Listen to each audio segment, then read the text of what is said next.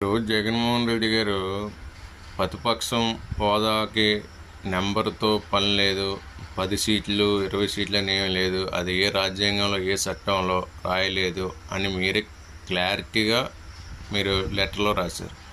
మీరే అసెంబ్లీ సాక్షిగా మీరు ముఖ్యమంత్రిగా ఉన్నప్పుడు మీ నోటితో మీరే అన్నారు టీడీపీకి 23 సీట్లు వచ్చాయి, అవి కూడా వాళ్ళు డబ్బులు ఇచ్చి కొన్నారు ఎమ్మెల్యేలని అని కూడా మీరు అన్నారు.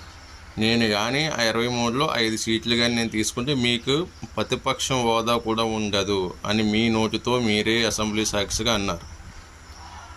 అప్పుడు మీకు ఈ చట్టం ఈ నెంబరింగ్ అప్పుడు మీకు తెలియలేదా? మరి ఇప్పుడు మీరు అంటున్నారు కదా, అప్పుడు ప్రతిపక్షం హోదాకి నెంబర్తో పని లేదు, ఎవరైతే అపోజిషన్లో ఉంటారో వాళ్ళే ప్రతిపక్షం ఉంటారో మీరే అంటున్నారు.